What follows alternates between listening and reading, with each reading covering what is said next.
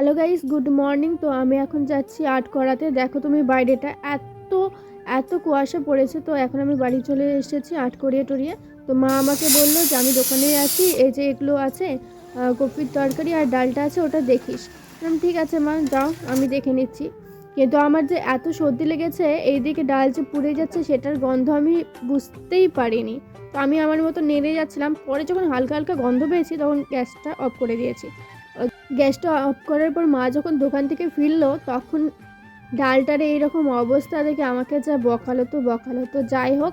তো আমি বললাম, তো আমি বুঝতেই পারিনি, এত সর্দি লেগেছিলো না, আমি বুঝতেই পারিনি। দেখো কীভাবে ডালটা পুড়ে গেছে। তো মা ওই ডালগুলোকে বাইরে যেগুলো পড়েনি নিচেরগুলো সেগুলোর থেকে, আর যেগুলো ভালো ছিল সেগুলো বেড করে নিয়ে তারপরে ওর মধ্যে জল দিয়ে ভালো করে ঠিকঠাক করে নিয়েছিল। এদিকে কপি তরকারিটা অনেকটা হয়ে এসছিলো। মা বললো যে 5 মিনিটের জন্য যদি আমি বাইরে যাই তাহলে এই রান্নাবাড়ির অবস্থা এইরকমই হয়। সত্যি এইরকমই হয়, আমি পারি না অত ভালো রান্নাবাড়ি করতে। আসলে সর্দি লেগেছিলো তো আমি বারবার বলছি, তার জন্য আমি বুঝতে পারিনি। তো মা ওর মধ্যে জল দিয়ে দিচ্ছে আর ওটাকে ভালো করে গলিয়ে নিল। তো ওটাই ডাল রান্না হবে। তবে খাওয়ার সময় একটুকু মনে হচ্ছিল না যে পুড়ে গেছে, ভালোই লাগছিল। ওপাশে মা কফিটাকেও ভালো করে নেড়ে চিড়ে দিচ্ছিলো। তো মা এইদিকে এগুলো করুক আর আমি স্নান করে আসি। তো আমি স্নান করে চলে এসেছি। দেখো এখন আমি ক্রিমগুলো লাগাচ্ছি। তো অনেকের অনেক প্রশ্ন আসতে পারে যে বুনু বা দিদি, তুমি যে ভিডিও বানাও তোমার ভিডিওতে তো তেমন কোনো ভিউজ আসে না, তাহলে তুমি কেন ভিডিও করো? আসলে আমি ভিডিও করার কারণ হচ্ছে আমি এই ভিডিও করতে ভালোবাসি। সেটা ভিউজ না আসলে তো মনটা খারাপ লাগে, তবে অতটাও খারাপ লাগে না, কারণ আমি জানি যেটা আমি করতে ভালোবাসি সেটাতে যদি কম লোকজনও দেখে সেটাই আমার প্রাপ্তি। তার জন্য আমি ভিডিও করি। আর এইদিকে দেখো মা প্রসাদটা দিয়েছে, মা পূজা করে উঠলো কেবলই। তো আমি প্রসাদটাকে খেয়ে নিলাম। আর আমি দেখছিলাম যে কোনটা বড় পিস সেটাই আমি খাবো, তো আমি বড়টা খেয়ে নিয়েছি।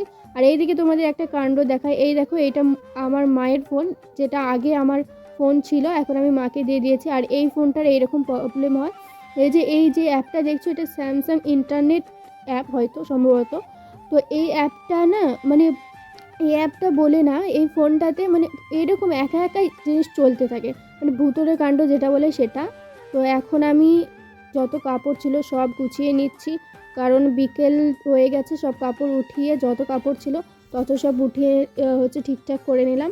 আর এই ভিডিওটা করতে করতে আমি দেখলাম কত স্পিড বাড়িয়ে কত তাড়াতাড়ি হয়ে যাচ্ছে। সত্যি সত্যি যদি জীবনে এরকম হতো যে স্পিডটা বাড়ালাম আর ফটাফট ফটাফট হয়ে গেল, সেটা হয় না। তো যাই হোক, কাপড়গুলো গুছিয়ে নিই। আর এইদিকে মা সন্ধ্যা দিচ্ছে, চলো তোমাদের ওটা দেখায়। এই দেখো মা এখন সন্ধ্যা দিচ্ছে, গান করছে, তো তোমরা শুনতে থাকো।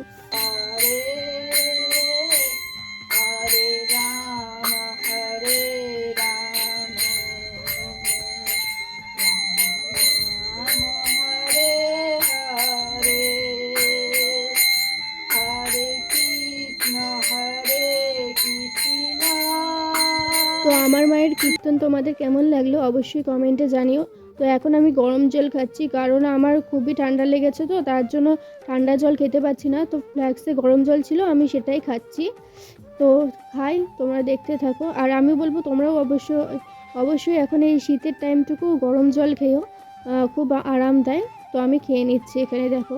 তো গরম জল বেশি ছিল না, আমি সেটাই মাকে বলছিলাম। আমি যখন ভিডিও করছিলাম তখন মা আমাকে বকাচ্ছিল যে সন্ধ্যাবেলা এটা কী করতে বসলি। তো আমি তোমাদের সেটা আর শোনাইনি। তো হচ্ছে তোমরা এগুলোই দেখো, বকা খাওয়াটা আর কি শোনাবো বলো। আর এইদিকে তো ঠান্ডায় যাচ্ছেই না, বাপরে বাপ, এত ঠান্ডা মানে কি আর বলবো।